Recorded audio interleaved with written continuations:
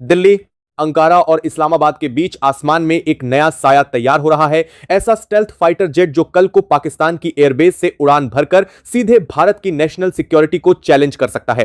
America के F-35 की copy माने जा रहे इस तुर्की कान स्टेल्थ फाइटर ने एक के बाद एक टेस्ट पास करके पूरी दुनिया के डिफेंस थिंक टैंक्स को चौंका दिया है। खतरा यह नहीं कि तुर्की इसे बना लेगा, असली खतरा यह है कि वो इसे एक्सपोर्ट करने को तैयार बैठा है। और सबसे पहले कतार में खड़े हैं पाकिस्तान और मलेशिया। भारत अभी जहां अपने स्टेल्थ प्रोग्राम की ग्राउंड टेस्टिंग पर अटका हुआ है, वहीं तुर्की रनवे से टैक्सीवे और राडार टेस्टिंग तक पहुंच चुका है। और यही फासला आने वाले सालों में हमारे लिए सबसे बड़ा स्ट्रेटेजिक सिरदर्द बन सकता है। यह वीडियो देखकर हर भारतीय को चिंतित होना चाहिए और बहुत कुछ सीखना भी चाहिए, क्योंकि यह एक स्टेल्थ लड़ाकू विमान है जिसकी इस समय टैक्सीवे टेस्टिंग हो रही है। टैक्सीवे का मतलब होता है कि एक लड़ाकू विमान जब अपने हैंगर से रनवे तक जाता है और वहां से उड़ान भरता है। उड़ान भरने के बाद जब वो फिर उतरता है रनवे पर, तो वहां से जब वो हैंगर में वापस जाता है तो इसे टैक्सिंग कहा जाता है। यानी कि हैंगर से रनवे तक के बीच की दूरी तय की जाती है, वो टैक्सीवे है और इसी की टेस्टिंग इस समय की जा रही है। और चिंता की बात क्यों है?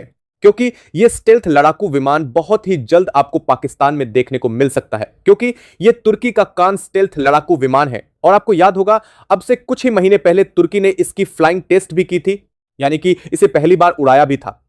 लेकिन इस बार इसकी एडवांस टेस्टिंग की जा रही है, जैसे कि टैक्सीवे से जुड़े एंगल्स, इसकी स्टेल्थनेस, कोटिंग, स्टेल्थ स्किन, इन सब चीजों की टेस्टिंग की जा रही है। और आने वाले हफ्तों में रिपोर्ट्स के अनुसार इसकी रडार टेस्टिंग भी होगी, यानी कि इसे उड़ाएगा तुर्की और रडार के खिलाफ टेस्ट करेगा कि किस हद तक स्टेल्थनेस अपनी बरकरार रख पाती है, वो भी एडवांस रडार के सामने। और हमारे लिए दिक्कत की बात यह है कि अभी तक जितनी भी इसकी टेस्टिंग हुई है, हर जगह इसने अच्छी परफॉर्मेंस दी है, कहीं भी इसका कोई भी टेस्ट विफल नहीं हुआ। और उससे भी बड़ी समस्या की बात यह है कि पूरी पूरी उम्मीद की जा रही है कि आने वाले जो इसके स्टेल्थनेस के टेस्ट होंगे, उसमें भी यह अच्छा ही परफॉर्म करेगा, क्योंकि यह पूरी तरीके से अमेरिका के F-35 की कॉपी है। दरअसल जिन्हें नहीं पता, 2018 तक तुर्की भी F-35 प्रोग्राम में शामिल था और अमेरिका के साथ मिलकर उसकी मैन्युफैक्चरिंग भी करता था, उसके कई हिस्सों की। उसके बाद 2018 में तुर्की अमेरिका के बीच विवाद हुआ तो तुर्की को बाहर निकाल दिया गया, लेकिन तब तक तुर्की के पास F-35 की काफी हद तक टेक्नोलॉजी आ चुकी थी। आप खासकर जो आउटर बॉडी शेल होता है, स्टेल्थ कोटिंग होती है, उसकी काफी हद तक टेक्नोलॉजी थी। उसी के इस्तेमाल से इन्होंने अपना कान स्टेल्थ तैयार किया है, और वो भी भारत से काफी पहले। भारत जो कि इससे भी पहले आमचा बनाना शुरू कर चुका था, अभी भी हम उसके ग्राउंड टेस्टिंग फेज में हैं, अभी तक भी हम उसकी फ्लाइंग टेस्ट नहीं कर पाए, तुर्की ने हमसे पहले कर दिया। यहां तक कि तुर्की तो इस समय पाकिस्तान और मलेशिया के साथ डील करने को लेकर बातचीत भी कर रहा है, जहां पर वो दोनों देशों को यह लड़ाकू विमान देगा, वो भी उसी वक्त जब वो खुद अपनी वायुसेना में इसे शामिल करेगा। यानी कि जिस दिन तुर्की की वायुसेना को कान मिलेगा, पूरी पूरी उम्मीद है कि पाकिस्तान और मलेशिया को भी उसी दिन यह लड़ाकू विमान मिल जाए, जो भारत के लिए बहुत ज्यादा घातक होगा। लेकिन आपका सवाल होगा कि यार, जब ये इतना ही अच्छा लड़ाकू विमान है तो फिर ये अमेरिका से F-35 क्यों खरीद रहे हैं?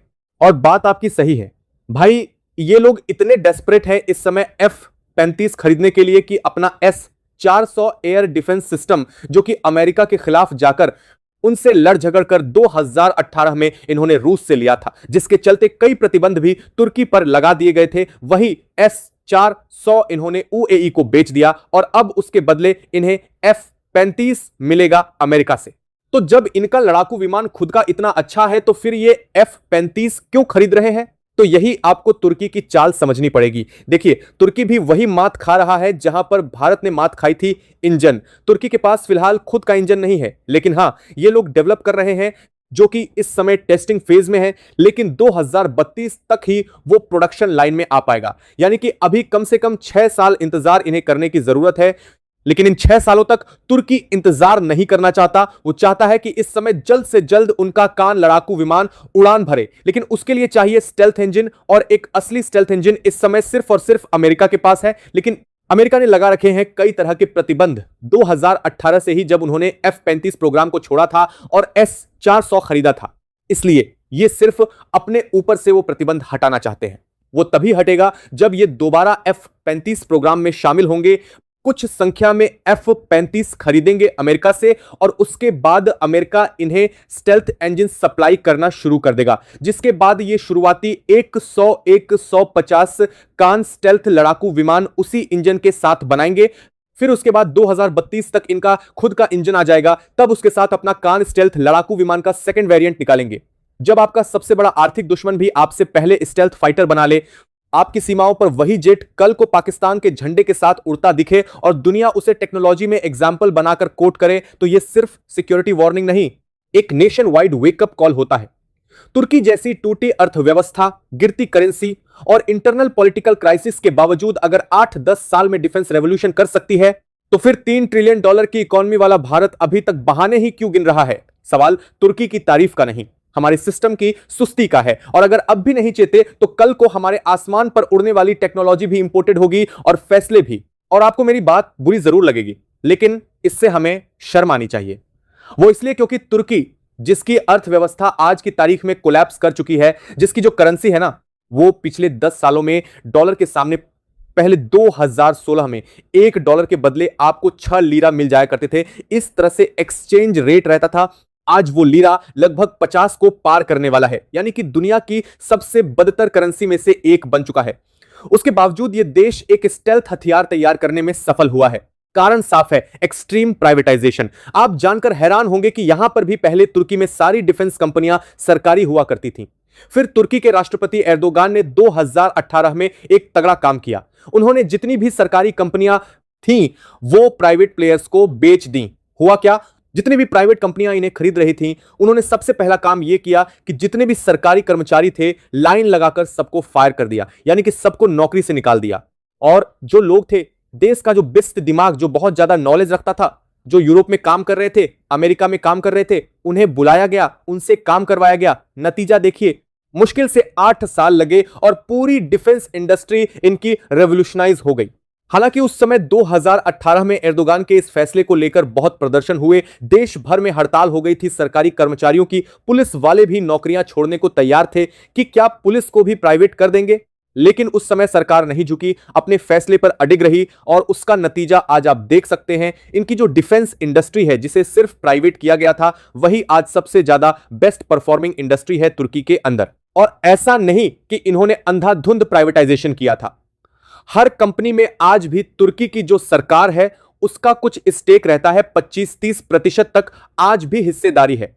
वो इसलिए ताकि इन कंपनियों पर निगरानी भी रखी जा सके, इनके बोर्ड मेंबर्स में सरकारी लोग भी हों ताकि वो कंट्रोल बनाए रखें, ये कोई दुश्मन को कॉन्फिडेंशियल चीज न बेच दें, इसीलिए थोड़ा सा कंट्रोल अब भी रखा जाता है। लेकिन जो डिसीजन मेकिंग है, किन लोगों को हायर करना है, किन्हें फायर करना है, ये पूरा काम होता है प्राइवेट प्लेयर्स के हाथ में।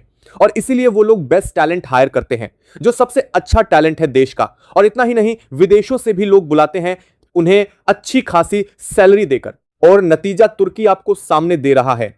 भले ही हमारा दुश्मन है, भले हम तुर्की को पसंद न करें, लेकिन जब कोई देश अच्छा काम करता है, भले ही वो आपका दुश्मन हो, आपको उससे सीखना चाहिए। और इसीलिए भारत में दरकार यह है कि भले ही हम बाकी इंडस्ट्रीज को प्राइवेट ना करें, लेकिन कम से कम जो डिफेंस कंपनियां हैं, यहां पर तो प्राइवेटाइजेशन बड़े मास लेवल पर शुरू होना चाहिए, तभी भारत एक डिफेंस किंग बनेगा। याद रखिए, जिस देश का डिफेंस मजबूत होता है वही इकोनॉमिक पावर हाउस बनता है, वही अपने हित सुरक्षित कर पाता है। भारत का अपना AMCA बनकर तैयार होगा, तब तक भारतीय पायलट्स को 5 जनरेशन के स्टेल्थ फाइटर जेट्स को उड़ाने, उनके एवियोनिक्स को समझने और नेटवर्क सेंट्रिक वॉरफेयर का सीधा अनुभव मिल जाएगा।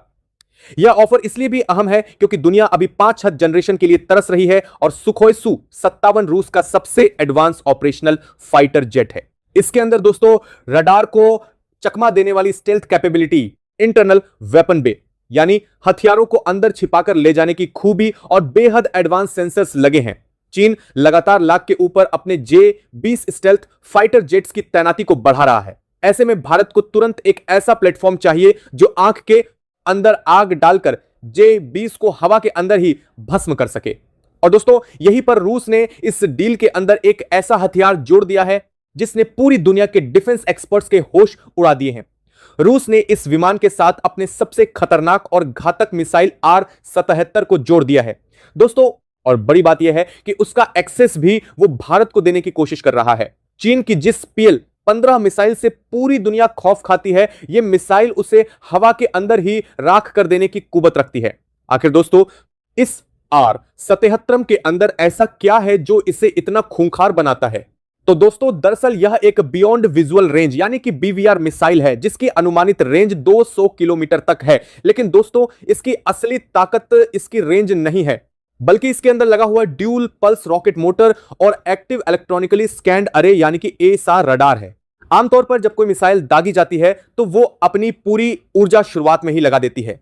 जब वो दुश्मन के विमान के पास पहुंचती है यानी कि अपने टर्मिनल फेज के अंदर होती है, तब तक उसकी ऊर्जा और गति बहुत ही कम होने लगती है और एक चालाक पायलट तेजी से मनोवर करके उस मिसाइल से बच निकलता है। लेकिन दोस्तों R-77 का ड्यूल पल्स मोटर इस गेम को पूरी तरह से बदल देता है। यह मिसाइल अपने टारगेट के बिल्कुल करीब पहुंचने के बाद अपना दूसरा इग्निशन स्टार्ट करती है। इसका मतलब यह है कि टर्मिनल फेज के अंदर इसकी स्पीड और एनर्जी अचानक से 200 हो जाती है। दुश्मन के पायलट को संभलने या फिर भागने का कोई मौका ही नहीं मिलता है। भारत लंबे समय से ऐसी ही लंबी दूरी की बीवीआर मिसाइलों की तलाश में था। स्वदेशी अस्त्र सीरीज पर तेजी से काम चल रहा है, लेकिन दोस्तों अस्त्र के पूरी तरह से मैच्योर होने तक R-77 भारत को रातों रात एक ऐसी ताकत दे सकती है जिसके सामने चीन या फिर पाकिस्तान का कोई भी विमान टिक ही नहीं सकता है। लेकिन बात सिर्फ मिसाइल पर आकर नहीं रुकती है। रूस ने इस ऑफर के अंदर एक ऐसा मास्टर स्ट्रोक खेला है जो सीधे छठ जनरेशन की टेक्नोलॉजी से जुड़ा हुआ है। रूस के सुखोई डिजाइन ब्यूरो ने Su-57 के प्रस्तावित 2 सीट वाले वर्जन यानी कि Su-57 के बारे में एक बहुत बड़ी जानकारी लीक की है। दोस्तों सुखोई के डायरेक्टर के मुताबिक ये 2 सीट वाला विमान कोई ट्रेनिंग एयरक्राफ्ट नहीं है। इसके एडिशनल कॉकपिट की वजह से यह विमान हवा के अंदर उड़ते हुए एक एयरबोर्न कमांड पोस्ट के तौर पर काम करेगा। अब दोस्तों जरा इस तस्वीर की कल्पना कीजिए। आसमान के अंदर एक Su-57 उड़ रहा है और आगे बैठा पायलट पूरी तरह से विमान उड़ाने और डॉग फाइट पर फोकस कर रहा है, जबकि पीछे बैठा हुआ दूसरा ऑपरेटर कोई हथियार नहीं चला रहा, बल्कि वह एक ड्रोन कमांड सेंटर को कंट्रोल कर रहा है। दोस्तों ये ऑपरेटर S-70 ओखोटनिक जैसे भारी भरकम और महाविनाशक स्टेल्थ ड्रोन के पूरे झुंड को कंट्रोल करेगा। S-70 ओखोटनिक कोई छोटा ड्रोन नहीं है, यह अपने आप में एक भारी लड़ाकू विमान जितना बड़ा है जो स्टेल्थ टेक्नोलॉजी से लैस है और भारी मात्रा में बम्स और मिसाइलें ले जा सकता है। रूस ने इसे 5th जनरेशन विमान के वफादार साथी यानी कि लोयल विंगमैन के तौर पर पेश किया है। युद्ध के मैदान के अंदर ये ड्रोन Su-57 के आगे उड़ेंगे, दुश्मन के रडार को जाम करेंगे, खतरनाक इलाकों के अंदर घुसपैठ करके टारगेट की पहचान करेंगे और जरूरत पड़ने पर खुद ही बमबारी भी कर देंगे। दोस्तों इसे कहते हैं मैन्ड अनमैन्ड टीमिंग यानी कि MUMT टेक्नोलॉजी। दोस्तों ये पूरी तरह से आर्टिफिशियल इंटेलिजेंस और सेंसर फ्यूजन पर आधारित 6th जनरेशन का कॉन्सेप्ट है। रूस का दावा है कि अगर भारत इस डील के लिए हां करता है तो इसे यह टेक्नोलॉजी समय से बहुत पहले ही मिल जाएगी। और दोस्तों अब आप सोच रहे होंगे कि अगर यह डील इतनी ही शानदार है, इसके अंदर 5th जनरेशन का विमान मिल रहा है, 200 किलोमीटर मार करने वाली अचूक मिसाइल मिल रही है और 6th जनरेशन का ड्रोन कमांड सेंटर मिल रहा है, तो फिर भारत आंख बंद करके इस पर साइन क्यों नहीं कर देता?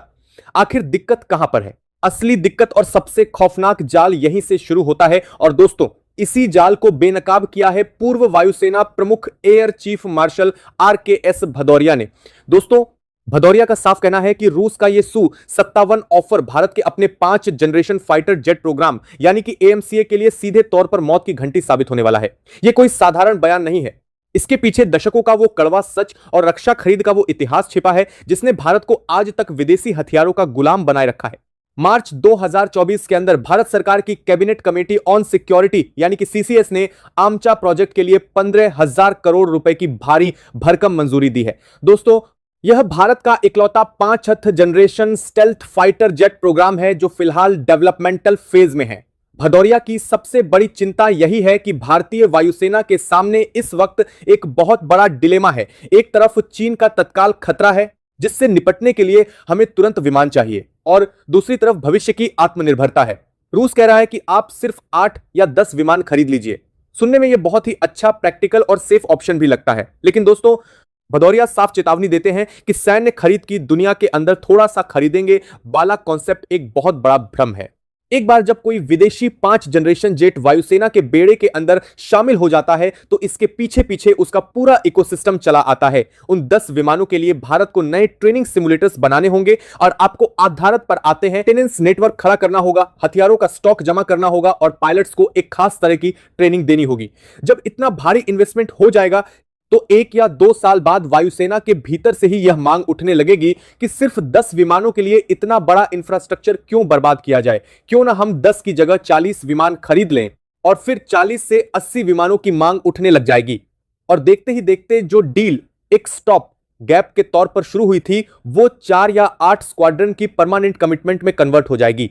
ये विदेशी स्टॉप गैप विमान सीधे तौर पर भारत के स्वदेशी आमचा के साथ क्रूशियल फंडिंग, इंफ्रास्ट्रक्चर और स्किल्ड मैनपावर के लिए कंपटीशन करने लग जाएगा। दोस्तों, भारत का रक्षा बजट सीमित है।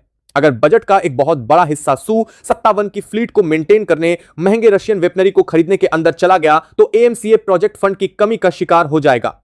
इस खतरे को और भी ज्यादा खतरनाक बनाता है रूस का एक और मास्टर स्ट्रोक। दोस्तों, रूस ने अचानक से हैल की नासिक फैसिलिटी पर अपनी नजरें गड्ढा दी हैं। रूस कह रहा है कि भारत को Su-57 के लिए कोई नया इंफ्रास्ट्रक्चर बनाने की जरूरत नहीं है। हैल नासिक के अंदर पहले से ही सुखोई 30 MKI का निर्माण, ओवरहॉलिंग और मेंटेनेंस हो रहा है। रूस इसे प्लग एंड प्ले के नाम पर बेच रहा है। उनका तर्क है कि चूंकि दोनों विमान सुखोई परिवार के हैं, लिहाजा नासिक की फैसिलिटी को आसानी से Su-57 के लिए अपडेट किया जा सकता है। यह तर्क भारतीय नीति निर्माताओं को बहुत लुभावना लग सकता है, क्योंकि इससे अरबों डॉलर के नए इन्वेस्टमेंट की जरूरत नहीं पड़ेगी। लेकिन दोस्तों, असल में यह एक ऐसा जाल है। अगर भारत ने गलती से भी यह विमान खरीद लिया, तो अगले 50 सालों तक भारतीय वायुसेना फिर से रशियन सप्लाई चेन की गुलाम बनकर रह जाएगी। दोस्तों, हमें यह नहीं भूलना चाहिए कि AMCA का विकास तेजस फाइटर जेट से कई गुना ज्यादा जटिल है। इसके अंदर एडवांस्ड स्टेल्थ डिजाइन, रडार को सोखने वाले रडार एब्जॉर्बेंट मटेरियल्स, अंदरूनी हथियारों का अत्याधुनिक सेंसर फ्यूजन और सबसे अहम एक बेहद ताकतवर नया जेट इंजन शामिल है।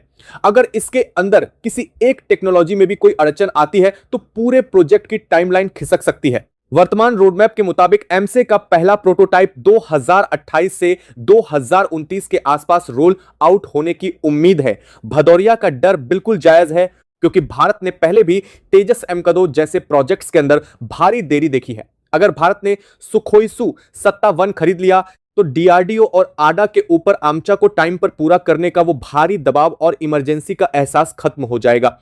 और दोस्तों, अगर आमचा के अंदर जरा सी भी देरी होती है, तो फिर से इंडियन एयरफोर्स अपने स्क्वाड्रन स्ट्रेंथ को गिरने से बचाने के लिए इंडियन गवर्नमेंट पर और ज्यादा विदेशी जेट्स खरीदने का दबाव बनाएगी। यह एक ऐसा दुष्चक्र है जिसके अंदर भारत का स्वदेशी रक्षा उद्योग हमेशा के लिए विदेशी लॉबी के आगे घुटने टेक देगा। भदौरिया का स्पष्ट संदेश है कि अगर हमें एक विश्वस्तरीय ताकत बनना है, तो हमें इस विदेशी लालच को ठुकराकर अपना पूरा फोकस, पूरा पैसा, पूरी राष्ट्रीय ऊर्जा सिर्फ और सिर्फ आमका पर झोंक देनी चाहिए। इस पूरे खेल का एक और बहुत बड़ा और डार्क ग्लोबल एंगल है, जिसे समझना बेहद जरूरी है। आज की दुनिया 2010 के दशक वाली नहीं है।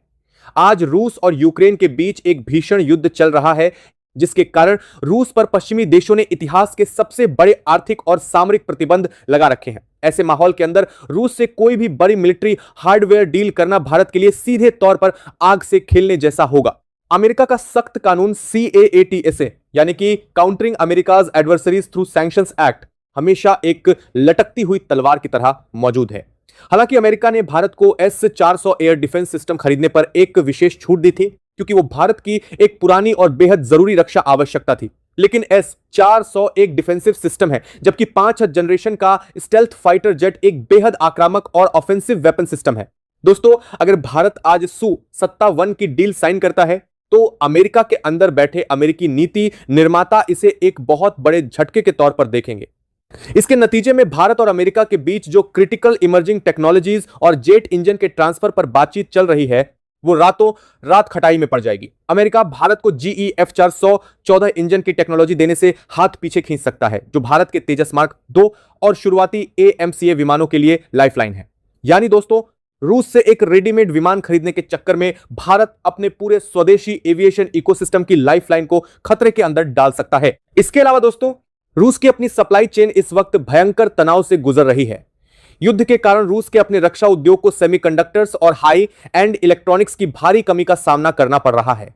भले ही रूस यह दावा करे कि वो भारत को समय पर डिलीवरी दे रहा है, देगा, लेकिन युद्ध के हालात में अगर कल को स्पेयर पार्ट्स या फिर क्रिटिकल कंपोनेंट्स की सप्लाई रुक गई, तो भारत के करोड़ों डॉलर के ये हाई टेक फाइटर जेट्स जमीन पर धूल फांकने के अलावा कुछ नहीं कर पाएंगे। भारत किसी भी कीमत पर अपनी नेशनल सिक्योरिटी को एक ऐसे देश की सप्लाई चेन के भरोसे नहीं छोड़ सकता, जो खुद एक अंतहीन युद्ध के अंदर फंसा हो। मोदी सरकार की स्ट्रैटेजिक थिंकिंग और विदेश नीति इस वक्त एक बहुत ही सधे हुए संतुलन के ऊपर चल रही है। भारत दुनिया को यह साफ संदेश दे चुका है कि वो स्ट्रैटेजिक ऑटोनॉमी यानी कि सामरिक स्वायत्तता के सिद्धांत पर काम करता है। भारत अपनी जरूरत के हिसाब से फैसले लेगा, किसी महाशक्ति के दबाव में नहीं। लेकिन दोस्तों, इसका मतलब यह नहीं है कि भारत अपने दीर्घकालिक हितों की बलि चढ़ा दे। भारत का लक्ष्य अब सिर्फ दुनिया का सबसे बड़ा हथियार खरीदार बने रहना नहीं है। भारत खुद को एक ग्लोबल डिफेंस मैन्युफैक्चरिंग हब के रूप में स्थापित करना चाहता है। रक्षा निर्यात लगातार बढ़ रहा है। ब्रह्मोस से लेकर पिनका और तेजस तक दुनिया भर में अपनी धाक जमा रहे हैं। ऐसे में वापस एक विदेशी 5th जनरेशन फाइटर जेट पर डिपेंडेंट होना भारत के इस नए आत्मविश्वास और आत्मनिर्भर भारत के विजन के खिलाफ हो जाता है। अगर हम इस पूरे महामंथन का रणनीतिक निष्कर्ष निकालें तो तस्वीर बिल्कुल साफ हो जाती है। रूस का Su-57 और R-77M मिसाइल का ऑफर बिना किसी शक के तकनीकी रूप से एक बेहद शक्तिशाली और मारक पैकेज है। यह चीन के J-20 के खिलाफ तुरंत एक खौफनाक दीवार खड़ी कर सकता है। नासिक की फैसिलिटी का इस्तेमाल करके इसे लॉजिस्टिकली भी सपोर्ट किया जा सकता है। लेकिन दोस्तों, यह सब सिर्फ एक शॉर्ट टर्म विजन है। दीर्घकालिक रणनीति के चश्मे से अगर हम देखते हैं इस सिर्फ तो दुनिया की कोई भी महाशक्ति कभी भी उधार की टेक्नोलॉजी और विदेशी जहाजों के दम पर आगे नहीं बढ़ सकी। जब तक भारत खुद stealth technology, advanced radars, electronic warfare systems और सबसे जरूरी एविएशन इंजन के सोर्स कोड के ऊपर अपना 100% कंट्रोल नहीं कर लेता, तब तक भारतीय आसमान की पूर्ण संप्रभुता सुनिश्चित नहीं हो सकती। भदौरिया की चेतावनी किसी निराशावादी की आवाज नहीं है, बल्कि एक विजनरी की पुकार है जो जानता है कि दर्द सहे बिना कोई भी देश आत्मनिर्भर नहीं बन सकता। अगर भारत आज थोड़ा दर्द सह लेता है, अगर वायुसेना आज अपने मौजूदा राफेल्स, अपग्रेडेड सुखोई और स्वदेशी तेजस बेड़े के दम पर कुछ साल और निकाल लेती है और सरकार आमचा के डेवलपमेंट के अंदर किसी भी तरह की लालफीता शाही और फंड की कमी नहीं होने देती, तो 2030 के दशक के अंदर ही भारत के पास अपना खुद का एक ऐसा अजय स्टेल्थ फाइटर जेट आ जाएगा जिसे कोई भी प्रतिबंध, कोई भी ग्लोबल क्राइसिस या फिर कोई भी विदेशी देश ग्राउंड नहीं कर पाएगा। और दोस्तों, वही भारत की असली ताकत भी होगा। सवाल सिर्फ एक फाइटर जेट चुनने का नहीं है, सवाल यह है कि भारत अगले 50 सालों का भविष्य किसके हाथों में सौंपना चाहता है। क्या हम फिर से एक रेडीमेड और लुभावने विदेशी विकल्प के जाल में फंसकर अपने वैज्ञानिकों, अपने इंजीनियर्स और अपनी स्वदेशी प्रतिभाओं का मनोबल तोड़ देंगे, या फिर हम उस कठिन लेकिन गौरवशाली रास्ते पर चलेंगे जो हमें सही मायनों में एक एरोस्पेस सुपर पावर बना देगा। इस मामले में जो बड़ा अपडेट सामने आया है वो आया है ब्रिटेन से। दोस्तों, इस वक्त भारत 3 देशों के साथ आमचा जेट के इंजन के लिए डील कर रहा है, जिसके अंदर पहला है अमेरिका, जिसकी जी कंपनी के साथ हम डील कर रहे हैं, जिसकी साफरन कंपनी के साथ हम आगे बढ़ चुके हैं, और तीसरा जो देश था वो था ब्रिटेन। और दोस्तों, ब्रिटेन से हमारे पास जो सबसे बड़ी खबर आती है वो ये है कि ब्रिटेन की जो कंपनी है रोल्स रॉयस, जो इस तरह के फाइटर जेट इंजन बनाने के अंदर महारत हासिल रखती है, उसके साथ हमारे देश की ही कंपनी यानी कि रिलायंस इंडस्ट्रीज ने मिलकर एक बहुत बड़ी डील साइन कर ली है। मतलब दोस्तों, अब इस एमसी के लिए इंजन का रास्ता बिल्कुल क्लियर हो चुका है, यानी कि अब यह बहुत तेजी के साथ फुल स्पीड में बनने वाला है। लिहाजा भदौरिया जिस तरफ इशारा कर रहे हैं उसे भारत सरकार को बिल्कुल मानना चाहिए, और जाहिर सी बात है कि मोदी सरकार भी इसी वजह से रूस को घास नहीं डाल रही। अब दोस्तों, आप बताइए, आप इस मामले में क्या सोचते हैं? कमेंट में अपनी बात जरूर लिखें कि हमें क्या करना चाहिए। भारत उसका इंजन का इस्तेमाल कर सकता है, उसकी मरम्मत भी कर सकता है, लेकिन अगर कल को अपने फाइटर जेट के अंदर कोई नया स्वदेशी सेंसर, कोई रडार, कोई नई हथियार प्रणाली, कोई मिसाइल या फिर कोई और चीज़ इंटीग्रेट करने की कोशिश करता है तो भारत ऐसा नहीं कर पाएगा। और इसी वजह से भारत के लिए यह चीज़ सबसे अहम हो जाती है। इसका इंजन असर जो है इंजन की पावर सप्लाई या फिर थ्रस्ट प्रोफाइल पर पड़ता है, तो भारत खुद को कुछ भी नहीं कर सकता। इस मामले में भारत को हर छोटे बड़े बदलाव के लिए अमेरिका और फ्रांस की कंपनी के पास जाना पड़ेगा, उन्हें करोड़ों डॉलर की कंसल्टेंसी फीस देनी पड़ेगी, और सबसे खतरनाक बात यह है कि उन्हें यह बताना पड़ेगा कि हम अपने फाइटर जेट के अंदर क्या सीक्रेट सिस्टम लगा रहे हैं। यानी कि सोर्स कोड के बिना भारत की वायुसेना की रणनीतिक स्वतंत्रता हमेशा वाशिंगटन या फिर पेरिस के सर्वर रूम के अंदर गिरवी रखी जाएगी। सोर्स कोड तो सॉफ्टवेयर का खेल हो गया है, लेकिन दोस्तों हार्डवेयर के अंदर भी एक ऐसी दादागिरी है जिसे हॉट सेक्शन मेटलर्जी कहा जाता है।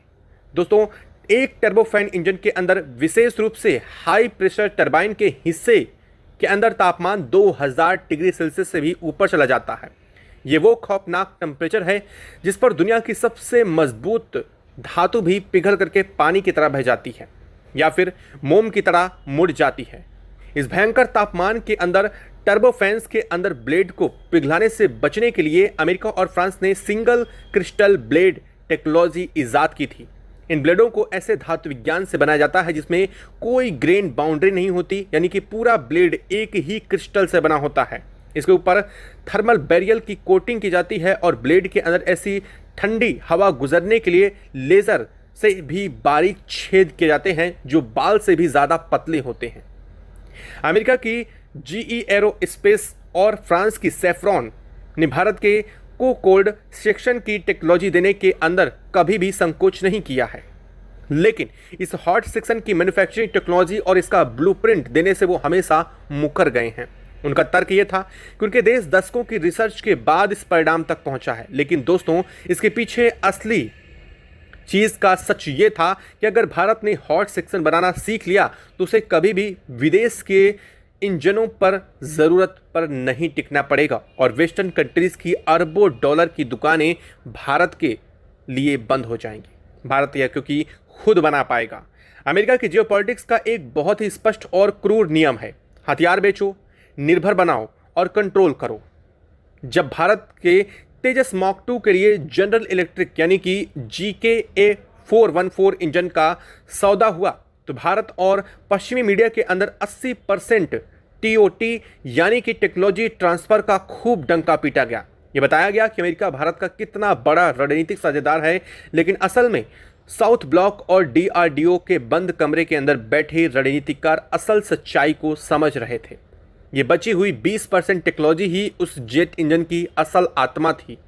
अमेरिका के सख्त हथियार कानून, जिसे ITAR कहा जाता है, उसने यह सुनिश्चित रखा था कि भारत को कभी भी FADEC का कोई भी सोर्स कोड या फिर हॉट सेक्शन की कोर मेटलर्जी कभी भी ना मिले। अमेरिका की रणनीति बहुत ही शातिर है और दो धारी थी। पेंटागन अच्छी तरीके से जानता है कि इंडो पैसिफिक रीजन के अंदर अमेरिका के लिए सबसे बड़ा खतरा चीन है। दोस्तों, अमेरिका चाहता था कि भारत के पास चीन के J-20 जेट का मुकाबला करने के लिए एक ताकतवर विमान हो, लिहाजा भारत को इंजन देना जरूरी था। लेकिन वाशिंगटन ये कतई नहीं चाहता कि भारत रक्षा क्षेत्र के अंदर इतना आत्मनिर्भर हो जाए कि वो कल को अमेरिका के हथियार बाजार के बजाय साउथ ईस्ट एशिया के अंदर अपना MK फाइटर जेट बेचने को लेकर के ही अमेरिका को चुनौती देने लग जाए। अमेरिका ने GE इंजन के साथ ही जो एंड यूजर एग्रीमेंट की शर्तें भारत के ऊपर थोपी थी, उनका सीधा मतलब यह था कि हम तुम्हें ताकतवर तो बनाएंगे, लेकिन तुम्हारे गले का पट्टा हमारे हाथ में रहना चाहिए। दोस्तों, अमेरिका की इस दादागिरी ने भी भारत के नीति निर्माताओं के भीतर से झकझोर करके रख दिया और भारत समझ गया कि अमेरिका कभी भी पूरी तरीके से टेक्नोलॉजी ट्रांसफर नहीं करेगा। अब आप सोच रहे होंगे कि अगर अमेरिका चालबाजी कर रहा था तो फ्रांस का रवैया कैसा था। अगर अमेरिका शर्तों के साथ जाल बुन रहा था तो फ्रांस का अहंकार एक अलग ही लेवल पर पहुंच चुका था। फ्रांस दशकों से भारत का भरोसेमंद साझेदार जरूर रहा है और दोस्तों, आज भी वो भरोसेमंद साझेदार है। मिराज 2000 से लेकर के राफेल और